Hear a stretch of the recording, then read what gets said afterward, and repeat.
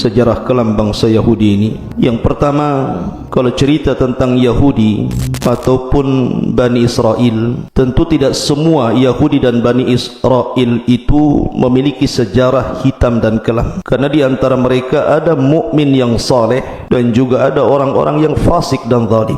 Dan itu digambarkan dalam beberapa ayat dalam Al-Quran, di antaranya surah As-Sajdah ayat 23-24. Walaqad atayna Musal kitaba fala takun fi miryatin min liqa'i wa ja'alnahu hudan li bani Israil wa ja'alna minhum a'immatan yahduna bi amrina lamma sabaru wa kanu bi ayatina yuqinun.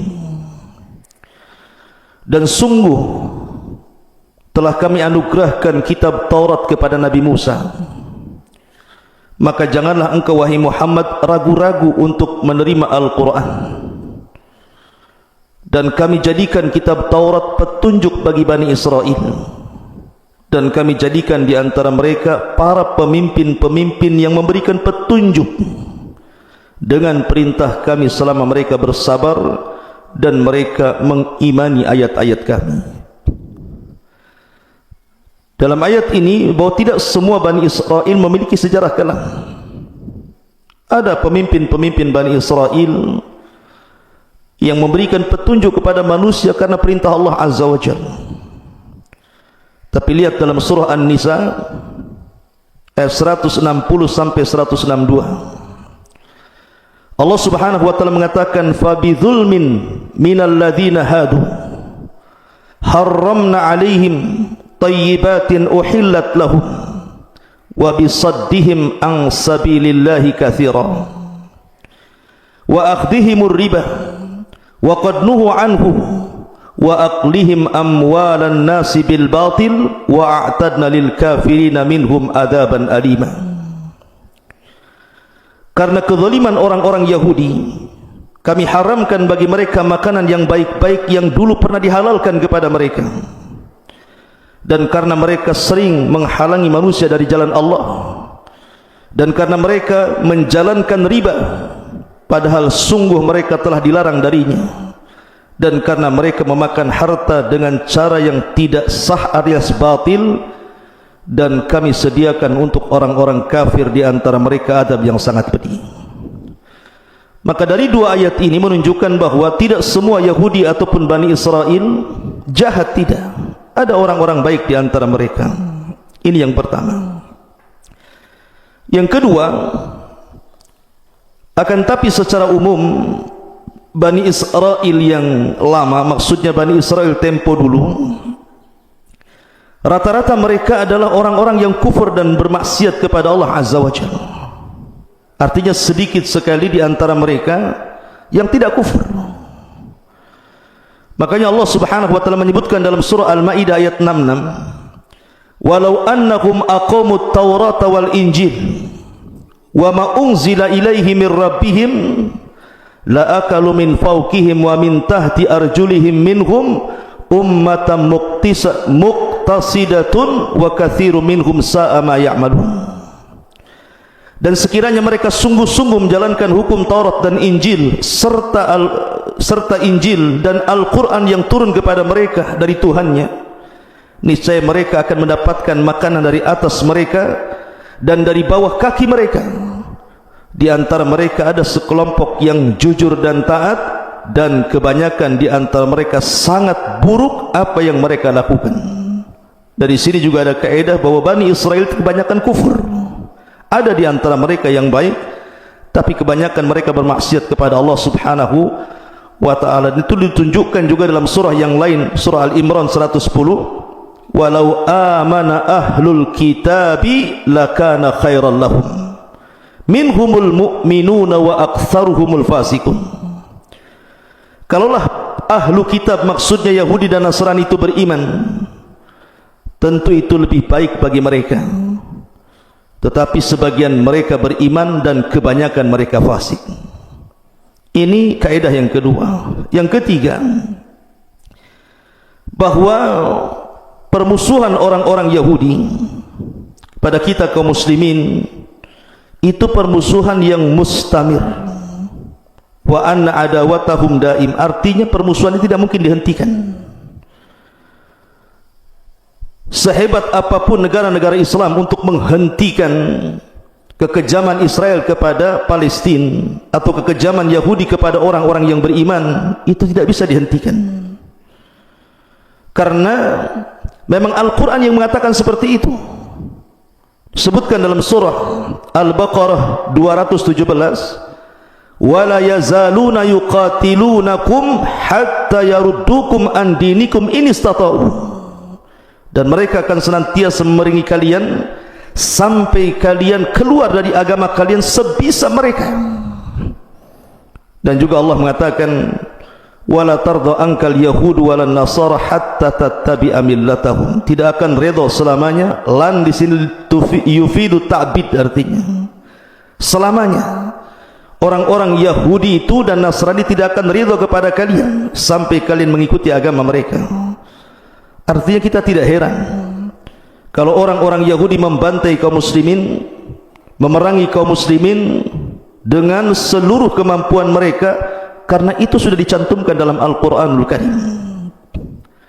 Kemudian yang keempat, ma'asyiral muslimin yang dimuliakan Allah Subhanahu wa taala, bahwa Allah mengisyaratkan dalam Al-Quran, Allah mengisyaratkan dalam Al-Quran bahwa akan terjadi kehinaan dua kali, kehancuran dua kali bagi bangsa Yahudi. Dan itu disebutkan dalam surah Al-Isra ayat 4. Allah mengatakan wa qadayna ila bani Israila fil kitabi latufsidunna fil ardi marrataini wa la ta'luwanna uluwan kabira. Dan kami telah pastikan kepada Bani Israel yang tercatat dalam Alkitab Al-Quran bahwa mereka akan merusak di bumi dua kali, dan mereka akan dihinakan juga dua kali.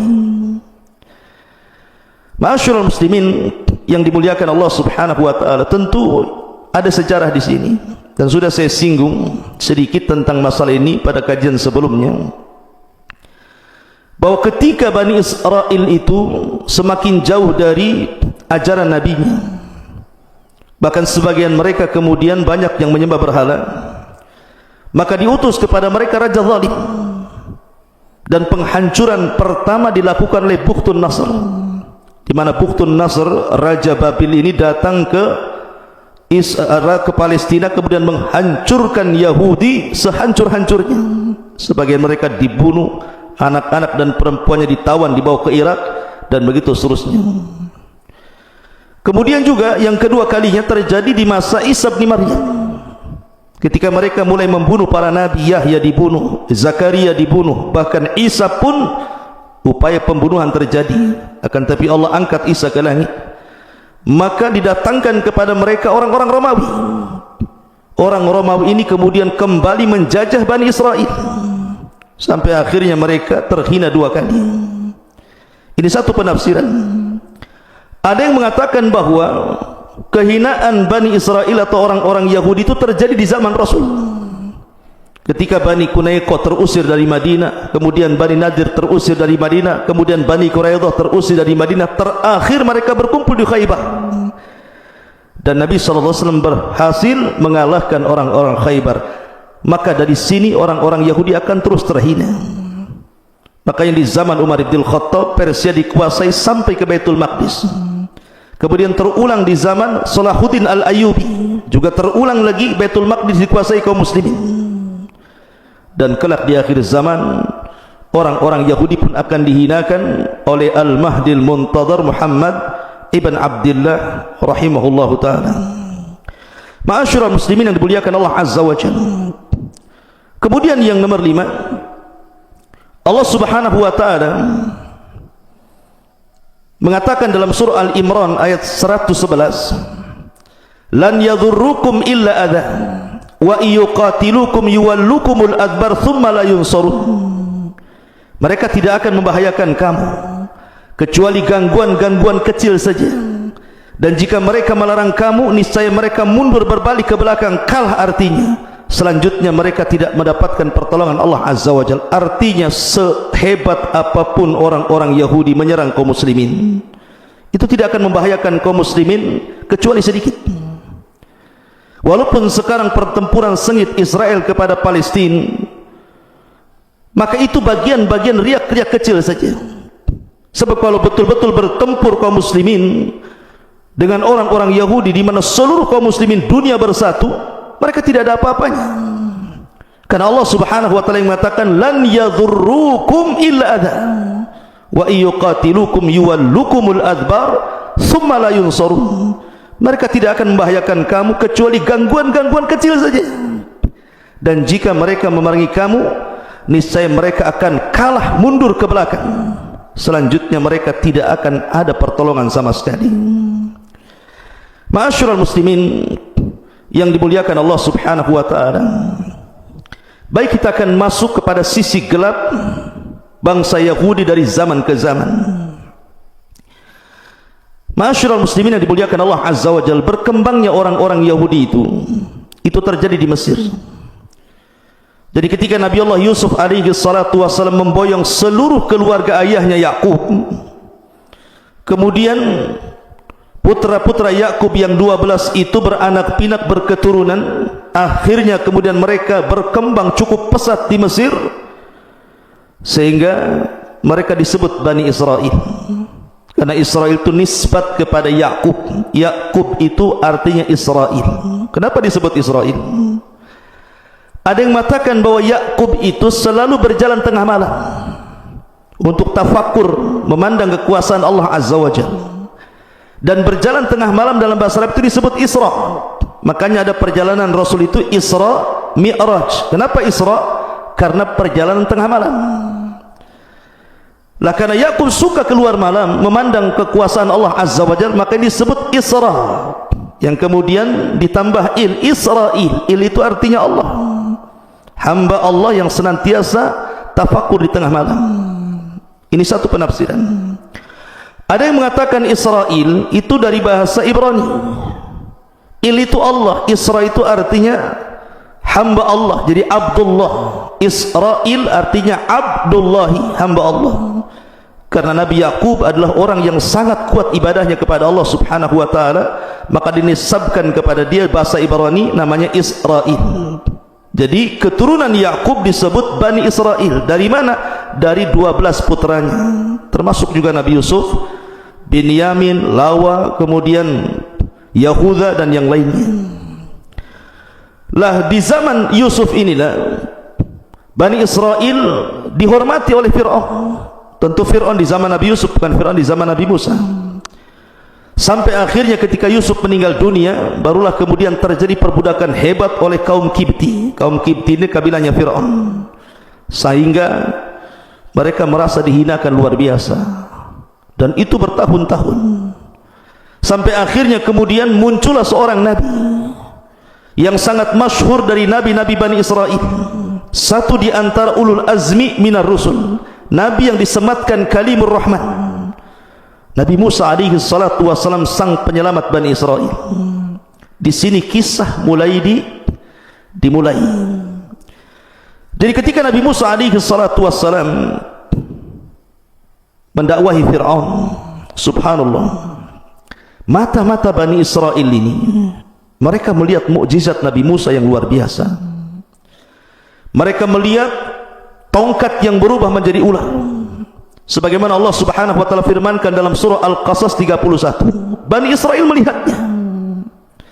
Kemudian juga tangan yang bersinar putih, kalau dimasukkan ke pesaknya kemudian dikeluarkan, tangannya seperti baterai, memiliki cahaya.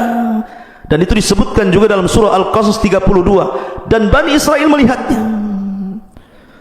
Kemudian ketika terjadi wabah dan kekeringan yang hebat yang menimpa kepada kaum Kipti yang sebutkan dalam surah Al-A'raf 130, Bani Israel pun melihatnya.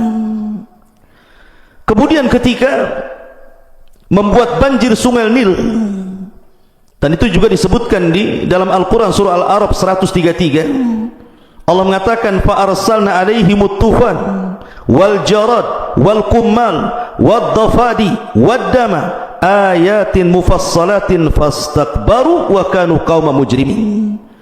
Maka kami kirimkan kepada mereka tufan, di mana sungai Nil itu meluap airnya, bahkan belalang, kutu, katak, darah, air minum berubah menjadi darah sebagai bukti-bukti yang jelas, tetapi mereka tetap menyombongkan dirinya. Mereka adalah kaum yang berdosa. Artinya Bani Israel melihat mukjizat ini, kemudian juga melenyapkan uang. Subhanallah, Nabi Musa meminta kepada Allah untuk melenyapkan uang dan harta Fir'aun serta para pengikutnya. Dalam tafsir yang disebutkan, maksud uang di sini adalah emas di zaman itu kan pakai emas uangnya. Sehingga Allah Subhanahu wa taala mengatakan dalam surah Yunus ayat 88. Kemudian juga ketika membelah lautan, Nabi Musa membelah lautan, Bani Israel betul-betul melihatnya. Sampai-sampai ketika mereka mengatakan, wa inna lamudrakun, wahai Musa, mereka sudah mengepung kami, gimana ini? Musa menenangkan Bani Israel dan mengatakan, tenang, inna ma'iyallah sayahdin, kebersamaan kita dengan Allah akan berikan petunjuk. Akhirnya kemudian dipukulkan tongkat itu di Laut Merah. Laut Merah menjadi 12 jalan sesuai dengan jumlah kabilah. Bani Israel melihatnya. Kemudian juga mengeluarkan air dari bebatuan, sebagaimana Allah Subhanahu wa taala menyebutkan dalam surah Al-A'raf 160. Wa idh istasqa Musa liqaumihi faqul nadrib bi asakal hajar fanfajarat minhu ithnata asyrata aina. Dan ingatlah ketika Musa memohon air untuk kaumnya, lalu Allah berfirman, pukullah batu itu dengan tongkatmu, lalu mancarlah air darinya 12 mata air. Bani Israel betul-betul melihatnya. Artinya Bani Israel itu diberikan karunia mampu melihat mukjizat Nabi Musa. Akan tetapi saya katakan, walaupun Bani Israel melihat begitu banyak mukjizat yang Allah tampakkan di hadapan mereka dari Nabi Musa alaihi salatu wassalam, tapi Bani Israel ini kaum yang kufur, tidak bersyukur, keras kepala, degil. Bahkan ketika baru saja dilewatkan dari sungai Nil, kemudian Fir'aun ditenggelamkan dan mereka melihatnya. Ketika Fir'aun sudah tenggelam itu, mereka enggak percaya Fir'aun tenggelam, sehingga mereka meminta Nabi Musa untuk diperlihatkan jasadnya. La haula wala quwata illa billah. Akhirnya Allah Subhanahu wa taala mengembalikan jasad Fir'aun. Baru setelah dilihat oleh Bani Israel, baru yakin Fir'aun itu mati. Sudah jelas-jelas mereka melihat Fir'aun itu tenggelam, masih juga ingin melihat jasadnya. Cukup saya di sini? Tidak. Akhirnya setelah kemudian berjalan sebentar, meninggalkan Laut Merah itu, rupanya mereka melihat ada satu daerah penyembah berhala, banyak patung yang disembah di situ. Sehingga Allah Subhanahu wa taala gambarkan dalam surah Al-A'raf 138, wajawazna bani Israil bi bani Israil al-bahra. Kemudian fa'atau ala qaumin ya'kufuna ala asnamin lahum qalu ya Musa ij'al lana ilahan kama lakum alihah qala innakum qaumun tajhalun. Kata Allah, ketika kami sudah selamatkan di Bani Israel ini dari kejaran Fir'aun dan tidak ditenggelamkan di Laut Merah, tiba-tiba mereka lewat di sebuah kaum yang mereka i'tikaf terhadap patung-patung mereka. Tiba-tiba mereka mengatakan, ya Musa, jadikan untuk kami banyak Tuhan sebagaimana mereka juga banyak Tuhan. Musa marah dan mengatakan, kalian ini kaum yang jahil. Ayat ini pernah dibacakan Rasul ketika perang Hunain. Jadi sahabat ini dalam perang Hunain itu kan banyak orang yang baru masuk Islam. Dalam perjalanan perang itu melihat pohon bidara yang sangat besar. Teringat kepada sejarah ketika mereka di masa jahiliyah, kalau berperang itu selalu tabaruk dengan pohon itu, menggantungkan pedang-pedang mereka di situ. Sehingga mereka mengatakan kepada Nabi SAW, ya Rasulullah, ij'al lana dhata anwat kama lahum dhatu anwat. Ya Rasul, jadikan gantungan pedanglah untuk kami tabarruk sebagaimana mereka juga punya gantungan pedang. Rasul marah.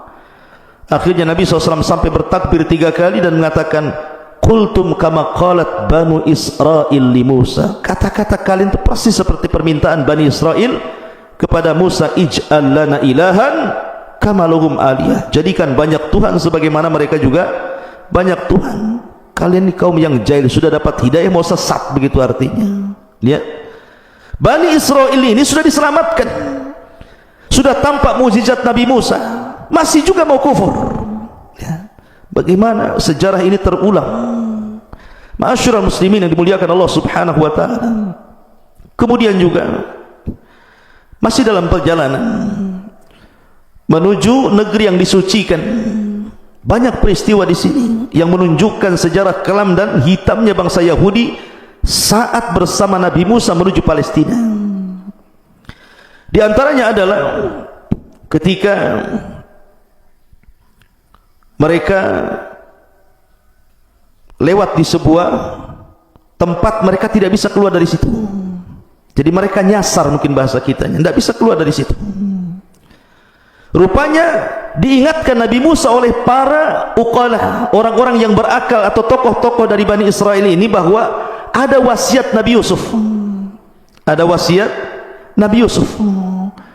Sebelum Nabi Yusuf meninggal dunia, Nabi Yusuf meminta agar jasadnya tidak dikubur di Mesir, tapi dibawa ke Palestina, dikubur di Palestina.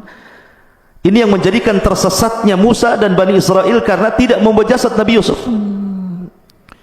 Dari sini ada kisah di zaman Nabi SAW. Nabi SAW setelah pulang dari Khaybar, melawan Khaybar dan berhasil menaklukkan orang-orang Yahudi Khaybar, dan itu perang terakhir melawan orang-orang Yahudi. Pulang Rasul dengan para sahabat kehabisan bekal. Di tengah jalan dia pun mampir di seorang nenek dari nenek-nenek Bani Israel, nenek-nenek Yahudi, nenek Yahudi di zaman Rasul yang berada di perbatasan kota Madinah. Maka Rasul minta dijamu. Maka nenek itu pun menjamu Rasul dan para sahabatnya, memberikan makanan dan begitu seterusnya. Tiba-tiba kemudian Nabi SAW mengatakan, ingat bahwa Nabi itu tidak pernah melupakan kebaikan orang. Sekecil apapun kebaikan, pasti Nabi akan mengingatnya dan akan membalasnya. Makanya Nabi SAW mengatakan, Nek, kau sudah berbuat baik kepadaku, sekarang kira-kira timbal balik dari kebaikanmu itu apa? Maka nenek ini mengatakan, ya Muhammad, saya tidak ingin apapun kecuali berikan pembantu kepadaku, biar aku tidak bekerja keras. Yang kedua, berikan unta kepadaku supaya aku tidak jalan kaki, aku punya kendaraan. Kemudian yang ketiga, berikan kalban yahrusu ghanami, anjing yang bisa menjaga ternak-ternakku. Kemudian berikan ini itu macam-macam. Heran Rasul, ini kebaikan secuil tetapi balasannya minta banyak.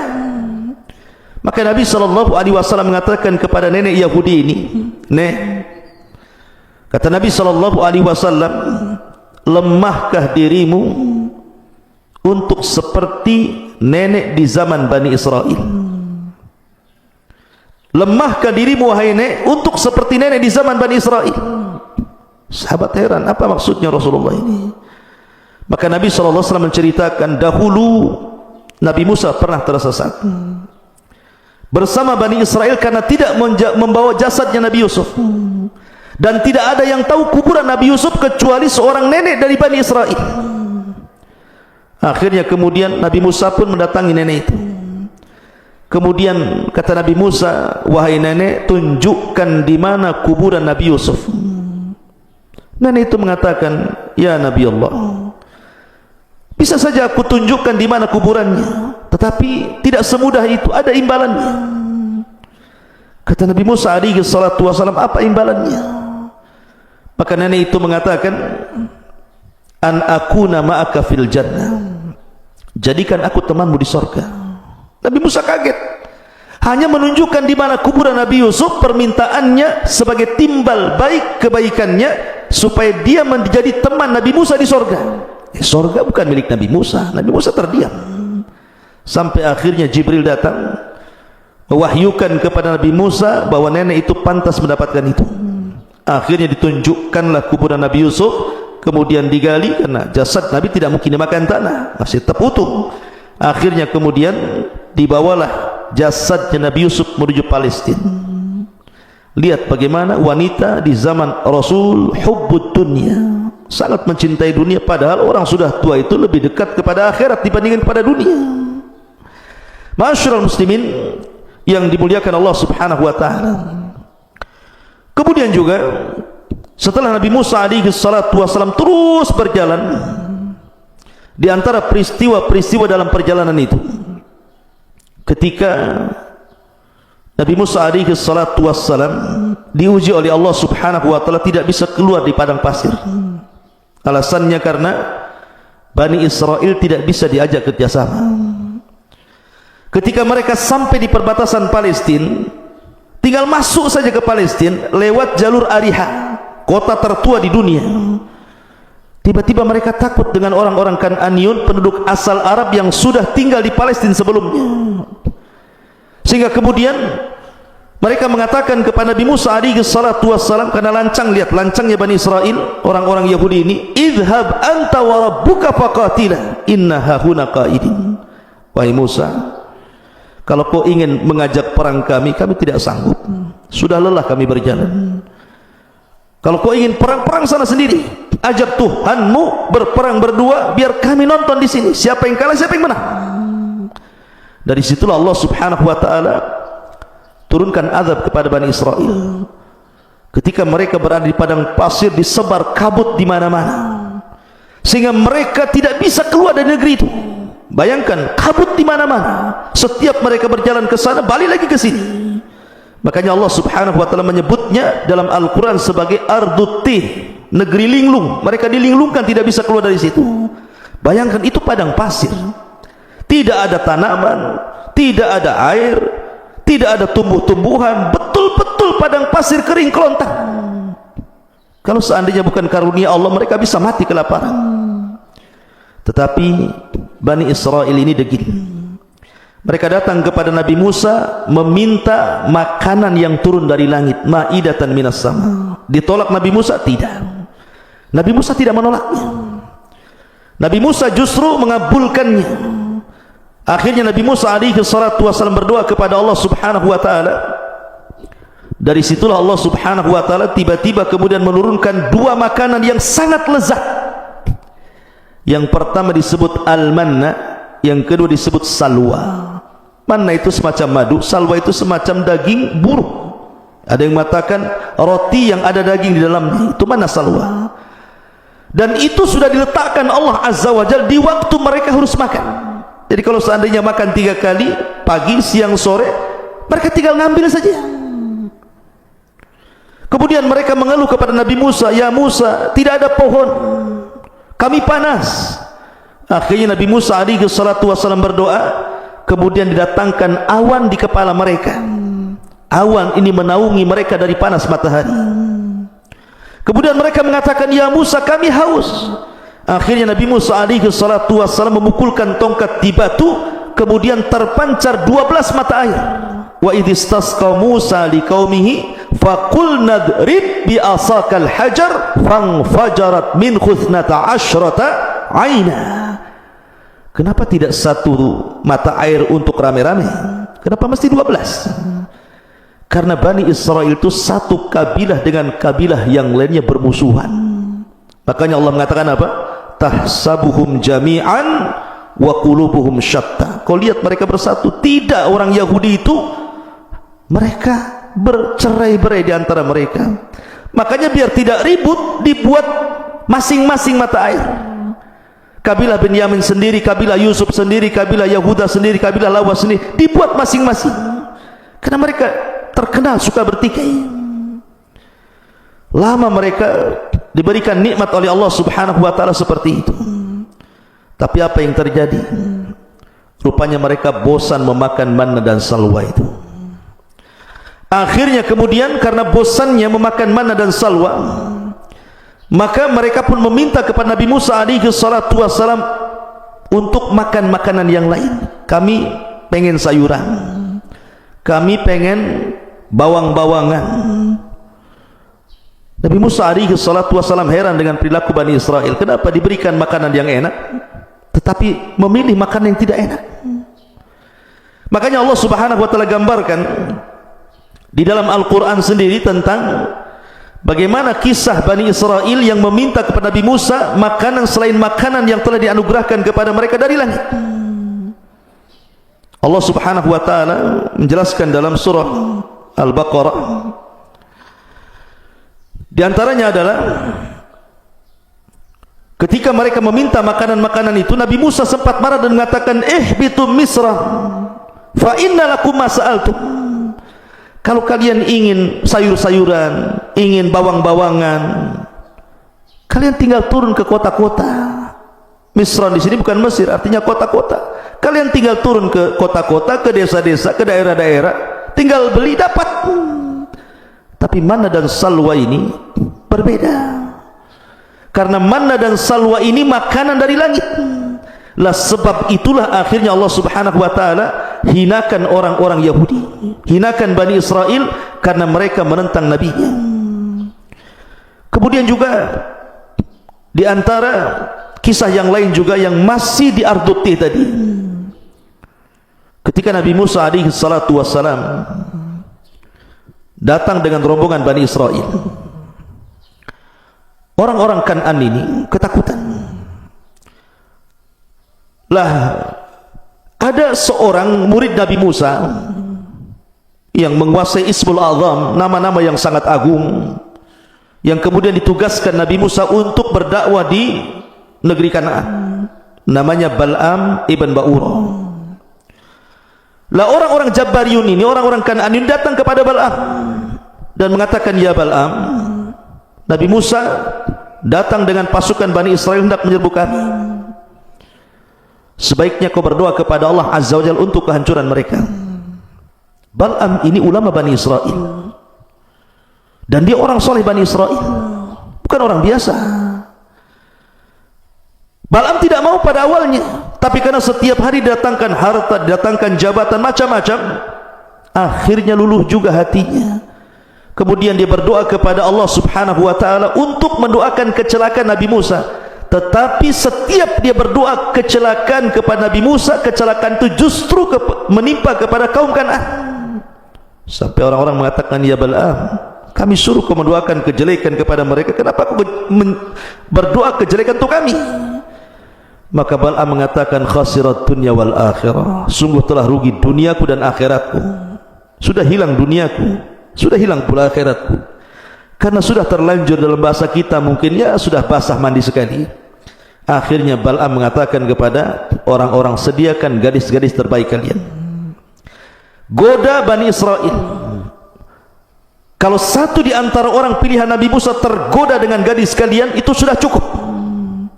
Akhirnya kemudian disuruh jualan, masuk ke tenda-tenda. Rupanya satu di antara orang Nabi pilihan Nabi Musa alaihi salatu wassalam tergoda pula dengan wanita ini. Akhirnya sampai melakukan perzinahan. Dengan sebab berzinahnya orang ini, maka Allah Subhanahu wa taala timpakan penyakit taun. Ribuan Bani Israel mati dalam satu hari. Akhirnya kemudian dicari-cari penyebabnya. Rupanya penyebabnya karena orang pilihan Nabi Musa ada yang berzina. Maka diutuslah seseorang untuk membunuh orang itu, masuk ke dalam tendanya, kemudian dilihat dia sedang berzina, ditombak dari punggungnya menancap sampai ke perut wanitanya, kemudian dibawa kayak sate ke luar tenda sambil mengacungkan ke langit dan mengatakan, hakadha liman asak, jazaan liman asak, beginilah balasan bagi orang yang telah bermaksiat kepadamu ya Rabb. Akhirnya kemudian wabah itu pun dihilangkan. Lihat bagaimana Bani Israel. Ma'asyiral muslimin yang dimuliakan Allah Subhanahu wa taala. Termasuk juga Nabi Musa alaihi salatu wasallam terfitnah di negeri ini oleh orang laki-laki yang sangat indah bacaan Tauratnya, menguasai qiraat Taurat, bahkan paling indah bacaannya, dan orang suka dengan suaranya. Siapa dia? Qarun. Qarun itu orang dekat Nabi Musa, memiliki suara indah, dan suka manusia kepada Qarun karena bacaan Taurat yang indah luar biasa. Awalnya Qarun ini diberikan rezeki, masih mau bayar zakat, masih sedekah. Tapi ketika betul-betul Allah bukakan kepada Qarun ini harta yang banyak, sombonglah dia. Lebih parahnya, dia memerintahkan seorang pelacur yang hamil untuk mengakui bahwa dia dihamil Nabi Musa. Terjadilah mubahalah di sini.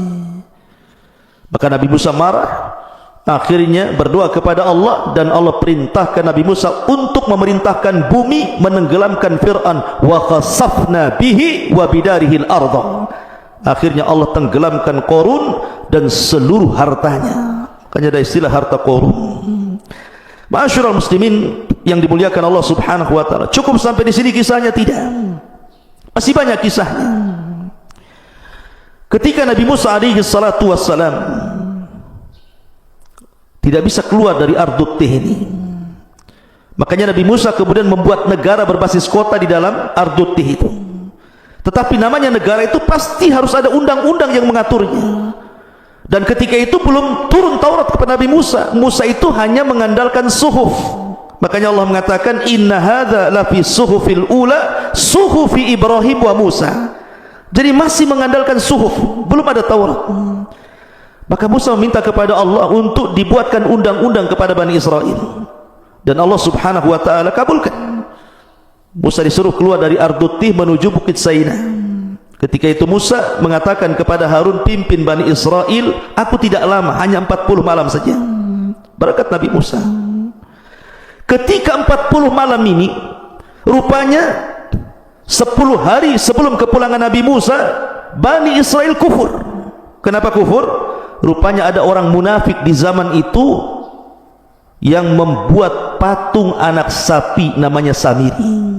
Samiri inilah yang kemudian memurtadkan sebagian besar Bani Israel. Karena ketika Bani Israel ini dari Mesir melintasi Laut Merah itu, sebagian mereka merasa terbebani dengan emas-emasnya, karena sebagian emas itu adalah emasnya milik kaum Kipti. Sebagian mereka upah tapi belum bekerja, ada juga yang pinjam, dan itu diharamkan dalam syariat Nabi Musa, sehingga mereka membuang emas-emas di lautan. Lah Samiri ini berjalan di belakang, dia kutip emas-emas itu. Makanya dari emas-emas itulah akhirnya Samiri membuat patung sapi. Dan Samiri ini ketika itu sangat dekat jaraknya dengan Nabi Musa. Ketika Nabi Musa tiba-tiba di sampingnya ada orang yang berbaju putih, tiba-tiba memerintahkan sesuatu, kaget Samiri. Kenapa pula Nabi Musa diperintah-perintah orang? Nabi Musa, Samiri sudah mulai curiga ini, jangan-jangan itu malaikat. Ya, memang itu malaikat Jibril. Ketika Nabi Musa hendak memukulkan lautnya supaya rapat, kata Jibril, tunggu dulu sampai Fir'aun di tengah lautan. Baru setelah kemudian Fir'aun di tengah-tengah, kata Jibril, pukulkan sekarang. Baru dipukulkan, rapatlah lautan, tenggelamlah Fir'aun. Musa ini memperhatikan orang yang berbaju putih itu.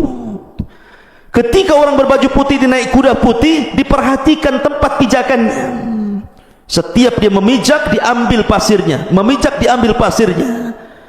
Dan ingat bahwa simbol kematian itu kambing dan simbol kehidupan itu kuda. Makanya ketika penduduk sorga masuk ke dalam sorga dan penduduk neraka itu masuk ke neraka, maka ji'a bil maut, didatangkan kematian dalam bentuk kambing gibas, kemudian disembelih oleh Allah, kemudian diserukan kepada penduduk sorga, la mautalakum khuludun la mautalakum, dan diserukan kepada penduduk neraka juga, khuludun la mautalakum. Di sini Allah simbolkan kematian dengan kambing gibas. Maka simbol kehidupan adalah kudanya Jibril. Makanya ketika Samiri kemudian membuat patung anak sapi itu, kemudian dimasukkan tuh pasir bekas pijakan kaki kuda Jibril ke mulut patung anak sapi itu, tiba-tiba lahu khuar, mengeluarkan suara, hidup tapi bisa bergerak, tidak bisa bergerak tetapi bisa bersuara. Dari situ kata Samiri kepada Bani Israel, lihat bagaimana Musa jauh-jauh ke Bukit Saina cari Tuhannya, pada Tuhannya di sini, maksudnya patung anak sapi. Dari situ akhirnya sebagian besar Bani Israel murtad. Musa diwahyukan Jibril tentang murtadnya Bani Israel, bergegas dia balik. Ketika dia balik betul-betul sudah murtad sebagian besar mereka, maka dia marah kepada Harun, ditariknya janggutnya, ditariknya kepalanya, kemudian mengatakan, apakah engkau hendak memecah belah Bani Israel? Kata Harun, ya Musa, aku tidak seperti dirimu, kau kuat, Bani Israel takut, aku lemah, mereka mengancam hendak membunuhku, aku hanya bisa menasihati tapi tidak bisa melarang mereka. Akhirnya kemudian Musa pun memecahkan papan Taurat, kemudian mengumpulkan orang-orang yang murtad, kemudian mereka disuruh untuk bertobat. Dan Allah Subhanahu wa taala gambarkan, faqtulu anfusakum, tobat kalian, kalian harus membunuh diri-diri kalian. Ketika itu mereka tidak mau. Bagaimana membunuh diri-diri mereka dengan pisau-pisau gitu kan? Karena mereka tidak mau, maka Musa marah, kemudian berdoa kepada Allah Subhanahu wa taala, diangkatnya bukit Tur di atas kepala mereka.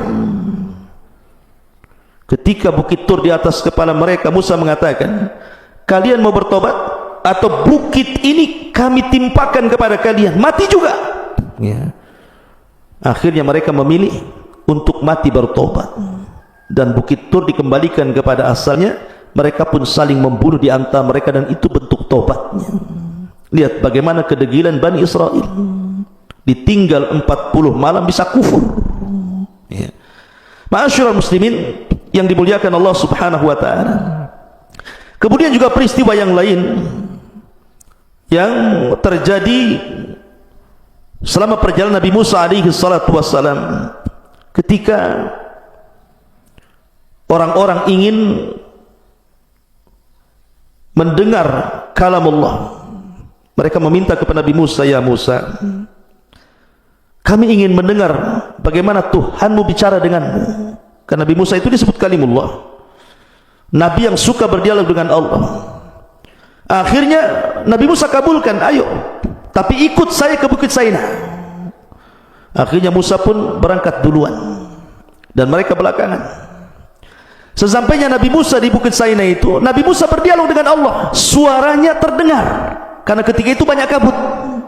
Suaranya terdengar oleh Bani Israel yang ada di belakangnya. Jadi sengaja Allah memperdengarkan suaranya kepada Nabi Musa dan kepada Bani Israel, 70 pilihan Bani Israel yang ikut di belakangnya. Tapi karena ada terhalang kabut, mereka hanya bisa mendengar dialognya Musa dengan Rabbnya, Allah Subhanahu wa ta'ala. Setelah kabut itu hilang, akhirnya mereka pun masih kurang yakin.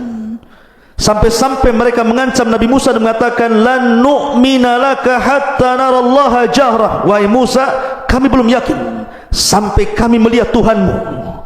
Padahal awalnya mereka minta diperdengarkan suara Allah, sekarang minta pula diperlihatkan. Kurang ajar tidak? Apa yang terjadi? Maka Allah mengatakan, fa akhadathhumus sa'iqatu wa antum tanzurun. Allah kirim petir sehingga mereka semua mati. Setelah kemudian mereka mati, Allah hidupkan kembali. Baru mereka sadar bahwa permintaan itu mustahil. Bagaimana mungkin Allah bisa dilihat? Tapi lihat bagaimana degilnya Bani Israel kepada nabinya, sampai sedemikian rupa mereka meminta permintaan kepada Nabi Musa alaihi salatu wassalam. Ma'asyiral muslimin yang dimuliakan Allah azza wa jalla, bukan itu saja.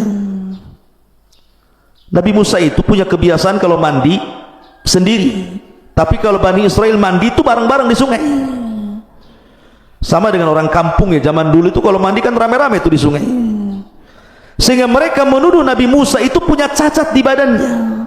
Makanya Nabi SAW bersabda, yarhamullahu Musa qad udhiya bi akthar min hadza fasabar. Sungguh Allah merahmati Nabi Musa, banyak kali ujian Nabi Musa itu, tapi dia sabar. Difitnah kehormatannya Bani Israel. Musa itu jangan-jangan badannya banyak penyakitnya, ada lepranya atau apa gitu ya. Jadi suatu ketika Nabi Musa mandi. Nah, mandi di sini, mungkin Bani Israel sebelah sana begitu ya. Dia letakkan pakaian di atas batu. Rupanya batu ini tiba-tiba hidup berjalan. Nabi Musa kebingungan karena pakaiannya di atas batu tuh. Batunya berjalan, dikejar sama Nabi Musa. Rupanya batu itu melewati Bani Israel yang sedang mandi. Maka Bani Israel melihat Nabi Musa yang sedang telanjang mengejar-ngejar batu. Mereka baru melihat, demi Allah tidak ada badan yang lebih indah dibandingkan sosok Nabi Musa alaihi salatu wasallam. Baru mereka sadar bahwa apa yang mereka tuduhkan tidak benar. Lihat, sampai mereka mencacati kehormatan Nabi Musa alaihi salatu wassalam. Ma'asyiral muslimin yang dimuliakan Allah Subhanahu wa taala. Kemudian juga ketika Musa alaihi salatu wassalam meninggal dunia, kemudian juga sebelumnya Harun alaihi salatu wassalam meninggal dunia di negeri Ti, maka 40 tahun setelahnya datang generasi kedua, generasi terbaru dan pemimpin yang baru, Yusha ibn Nun, dan berhasil masuk ke negeri Ariha dan mengalahkan Ardu Kan'an sampai menguasai Baitul Maqdis. Ketika Nabi Yusha ibn Nun meminta kepada Bani Israel untuk masuk dengan cara ruku, menundukkan pandangan sebagai bentuk syukur kepada Allah Azza wa Jalla, kemudian mengucapkan hittah. Hittah itu artinya ya Allah ampuni dosaku. Apa yang terjadi? Mereka tidak mau menundukkan pandangan, justru mereka berjalan dengan cara berbalik, mundur begitu. Kan menghina namanya. Bukan hanya itu saja, disuruh mengucapkan hittah malah hintah. Kalau hittah itu ya Allah saya minta ampun dari dosa-dosaku, kalau hintah itu ya Allah berikan makanan kepadaku. Bayangkan, orang suruh minta ampun malah minta makan. Nah, inilah Bani Israel.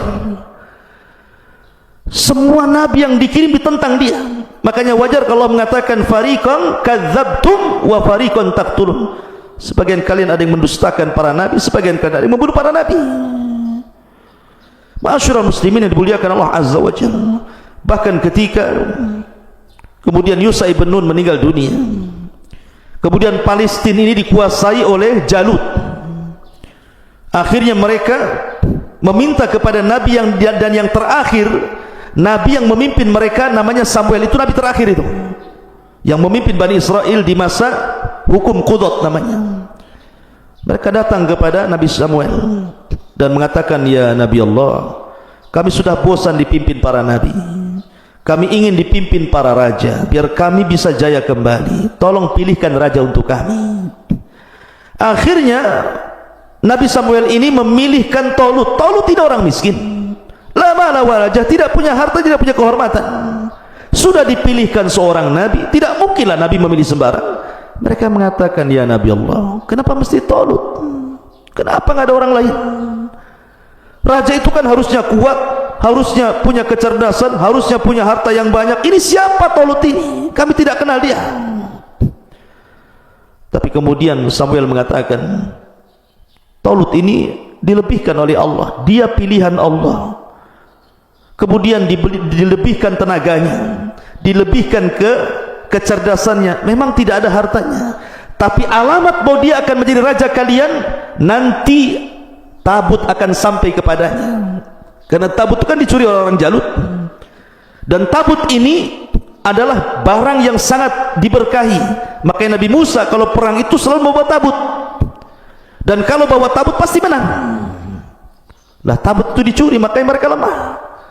Tiba-tiba betul Allah mengirim malaikat membawa tabut, dilayangkan di langit, persis diletakkan di depan Tolut.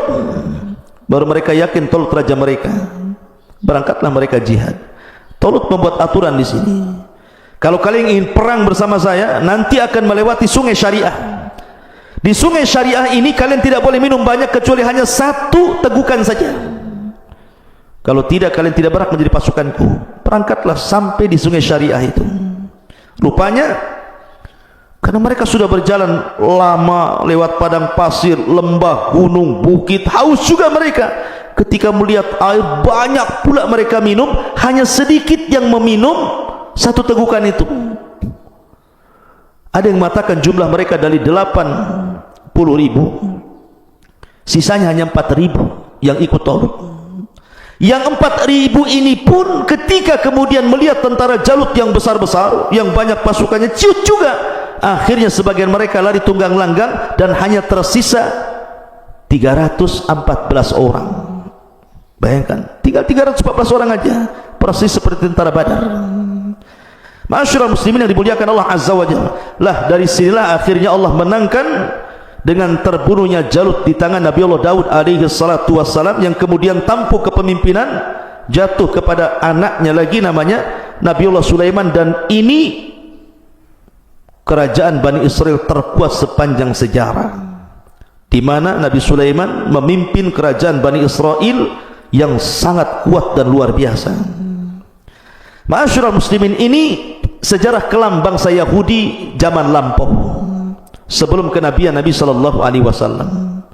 Mari kita lihat beberapa akhlak orang-orang Yahudi dan berkaitan dengan zaman sebelum diutusnya Rasul, zaman di masa kenabian dan kerasulan Nabi sallallahu alaihi wasallam, dan di zaman setelahnya. Bagaimana akhlak mereka? Yang pertama, catatan hitam orang-orang Yahudi, dan itu tercantum semua dalam Al-Quran. Orang Yahudi itu syiddatul adawati lil mu'minin. Mereka sangat keras permusuhannya terhadap orang-orang yang beriman. Dan itu diisyaratkan dalam surah Al-Maidah 82. La tajidanna ashaddan nasi adawatan lil ladzina amanu al-yahuda wal ladzina asyraku. Sungguh engkau akan dapati manusia yang paling keras permusuhannya terhadap orang-orang yang beriman. Siapa? Orang-orang Yahudi dan orang-orang yang menyekutukan Allah Azza wa Jalla. Waktu film muliakan Allah Subhanahu wa taala. Kita lihat di zaman kerajaan Ashabul Ukhdud. Siapa rajanya Ashabul Ukhdud itu? Yaman, ada satu daerah namanya Najran. Rajanya Yahudi. Namanya Dzunwas. Dzunwas inilah yang kemudian memaksakan orang-orang Nasrani Najran untuk masuk agama Yahudi. Kalau tidak mereka disiksa. Sampai akhir cerita, akhirnya turun surah Al-Buruj, di mana Dzunwas raja Najran ini membakar orang-orang yang beriman sebanyak 20.000. Lihat kekejaman orang-orang Yahudi kepada orang-orang yang beriman. Raja Dzunwas membakar 20.000 orang-orang yang beriman, sehingga Allah gambarkan wa ma naqam minhum illa an yu'minu billahil azizil hamid. Ma'asyiral muslimin yang dimuliakan Allah Azza wa Jalla. Kemudian di zaman Rasul ada orang Yahudi namanya Syath ibn Qais. Syath ibn Qais ini orang Yahudi ini yang menyulut hampir berperang orang-orang Khazraj dan juga Aus. Jadi orang-orang Khazraj dan Aus ini suatu ketika sedang duduk-duduk. Dulu kan bermusuhan nih, Khazraj dan Aus ini perang terus tuh. Tiba-tiba setelah keduanya masuk Islam, baik pula keduanya, saling berjabat tangan, saling berpelukan, saling bersaudara gitu. Lah orang-orang Yahudi tidak sedap melihat pemandangan seperti itu. Jadi datanglah Syath ibn Qais Yahudi ini, kemudian ikut duduk-duduk pula di tempat orang-orang Ansar ini. Khazraj dan Aus sedang berbincang-bincang. Tiba-tiba kemudian dia menceritakan tentang sejarah lama permusuhan dua kabilah ini. Karena asiknya bicara, terpancinglah orang-orang Khazraj dan Aus ini, terpancing keduanya. Karena terpancing itulah akhirnya hampir-hampir kemudian keduanya berperang, sehingga dia mengatakan as-silahu silah, as-silahu silah. Ya. Tetapi kemudian sampailah perkara ini kepada Nabi sallallahu alaihi wasallam. Datang Rasul. Kemudian kata Nabi sallallahu alaihi wasallam, atad'unal jahiliyata wa ana baina adhhurikum. Kenapa kalian bawa-bawa tradisi jahiliyah sementara aku berada di depan kalian? Lihat bagaimana orang Yahudi itu ngompor-ngompori supaya sesama kaum muslimin itu berperang, dan itu bentuk permusuhan yang luar biasa. Bahkan diceritakan oleh Ummul Mukminin Safiyah bintu Huyai ibn Akhtab yang belakangan menjadi istri Nabi. Safiyah ini bapaknya seorang raja, bapaknya seorang pemimpin kabilah, dan dia Yahudi bapaknya itu. Lah Safiyah menceritakan dalam sebuah riwayat, saya ini anak yang paling dicintai bapakku dan juga paman-pamanku, namanya Abi Yasir. Lah suatu ketika Nabi SAW hijrah dari Mekah ke Madinah, ini bapaknya Safiyah ini dengan pamannya Abu Yasir ini mendengar, kemudian coba melihat nasabnya. Rupanya Nabi yang diutus bukan dari Bani Israel, tapi dari bangsa Arab. Pulang mereka lemes, nggak ada tenaga. Rupanya salah perkiraan kita. Harusnya Nabi itu kan dari Bani Israel, kenapa pula orang Arab jadi Nabi katanya. Akhirnya kemudian keduanya saling berdialog. Yang satu mengatakan ahuwa, apakah memang benar dia Nabi? Apakah dia benar memang Nabi? Maka kata satunya mengatakan na'am wallah, ya mungkin juga dia Nabi. Kemudian yang satunya mengatakan ata'rifuhu wa tuthbituhu, apakah engkau mengenalnya dan yakin? Dia mengatakan ya.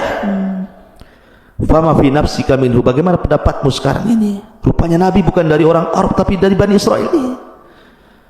Maka salah satunya mengatakan adawatuhu wallahi ma bakit, kami tidak terima, kami akan tetap bermusuhan selama nyawa di kandung badan. Mereka tidak ridho.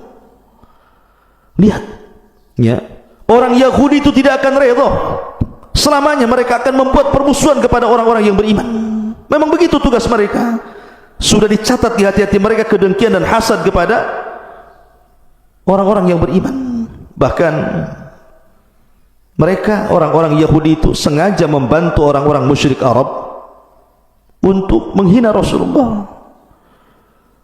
Ketika orang-orang musyrik Arab ini datang ke Madinah, ketika itu disebut Yathrib, mereka menceritakan dan mengatakan, kalian kan ahli kitab, di negeri kami ada orang ngaku nabi ini.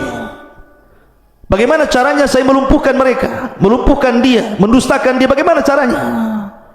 Lihat orang Yahudi bersekongkol dengan orang-orang musyrik ini dan mengatakan gini saja, tanyakan kepada dia 3 perkara. Kalau dia sanggup menjawab, dia memang seorang nabi. Tapi kalau dia tidak sanggup menjawab, dustakan kenabiannya. Wow, bahagia orang-orang musyrik itu dan mengatakan 3 soalan itu apa? Kemudian orang Yahudi mengajari, tanyakan kepadanya tentang fityatun zahabu fi dahril awal.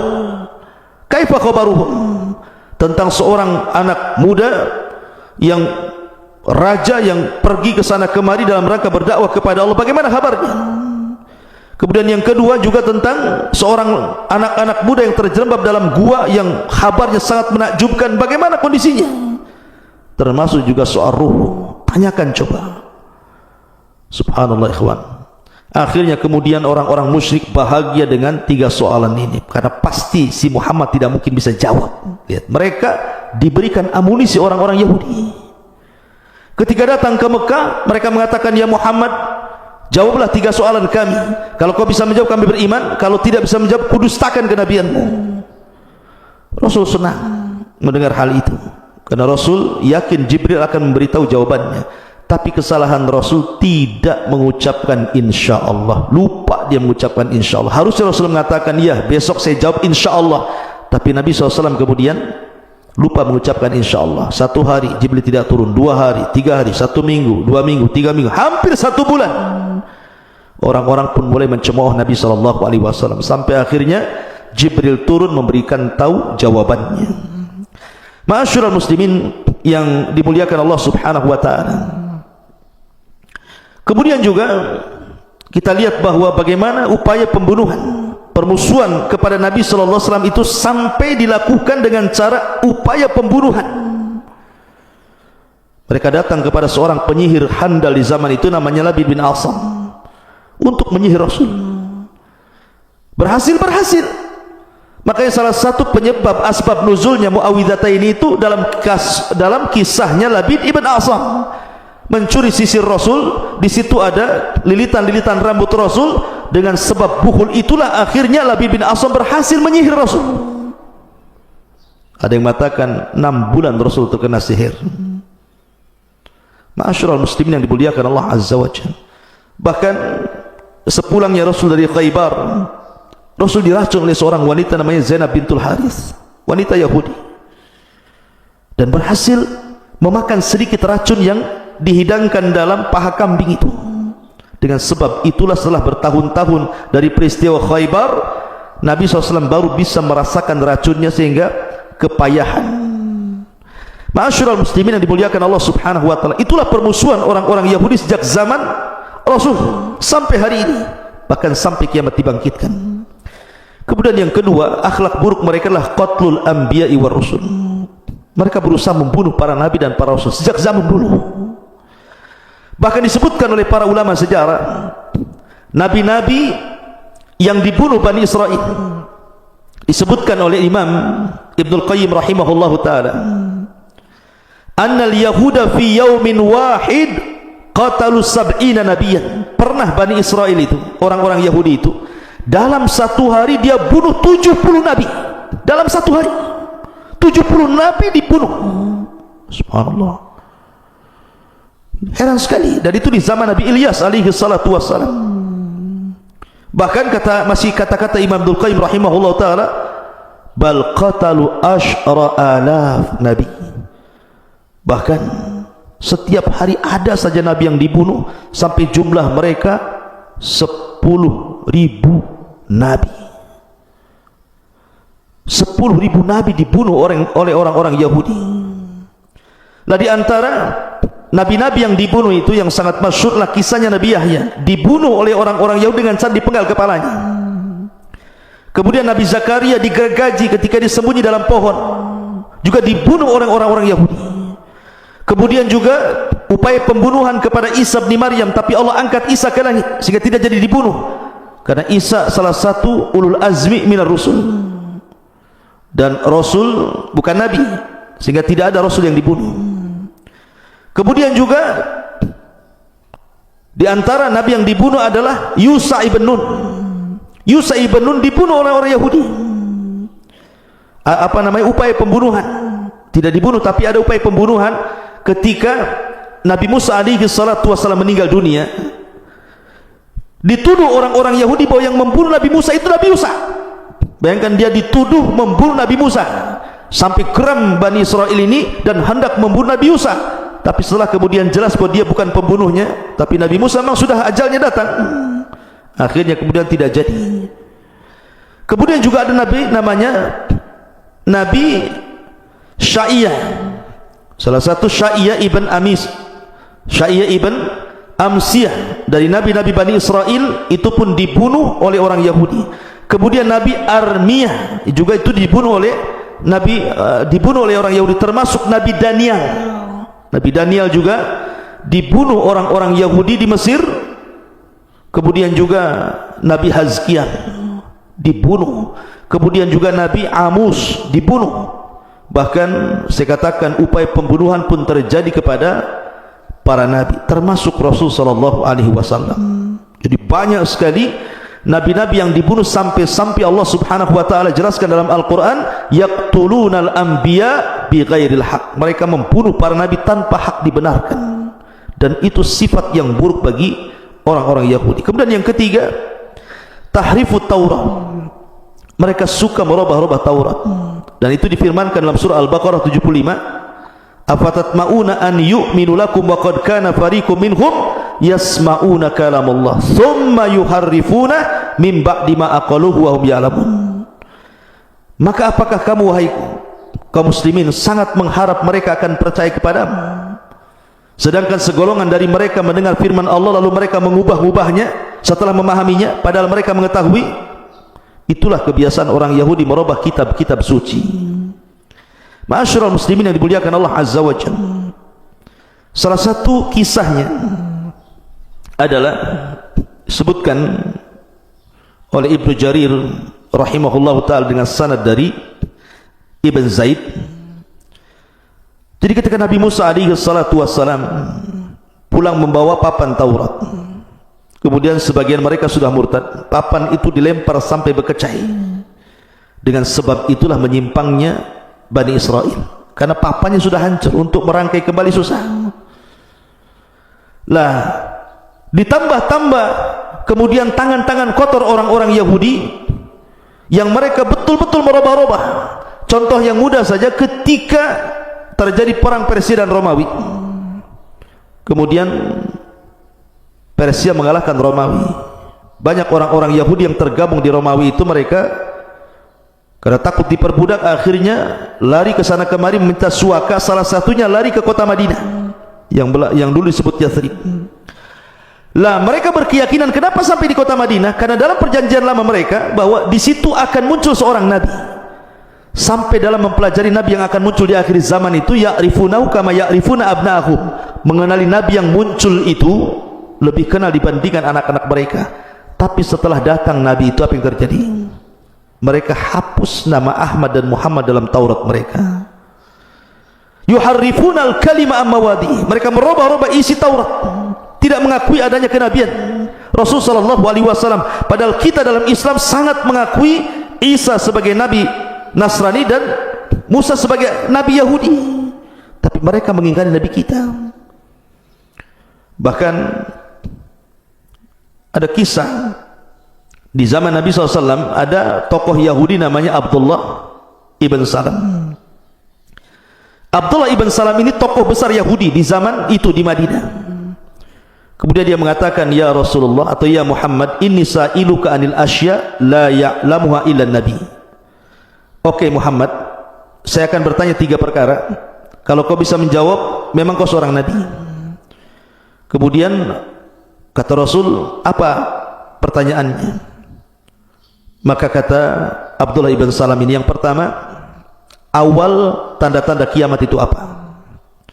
Yang kedua, makanan penduduk surga yang pertama dimakan itu apa? Yang ketiga, kalau bayi lahir, kenapa pula mirip bapak ibunya? Kemudian Rasul menjawab 1, 2, 3, dijawab oleh Rasul dan semua benar. Tiba-tiba Abdullah bin Salam mengatakan, asyhadu an la ilaha illallah wa asyhadu annaka rasulullah. Aku bersaksi bahwa tidak ada sembahan yang berhak disembah kecuali Allah dan engkau adalah utusan Allah. Masuk Islamlah Abdullah ibn Salam. Dia tokoh Yahudi besar. Kemudian Abdullah ibn Salam mengatakan, ya Rasulullah,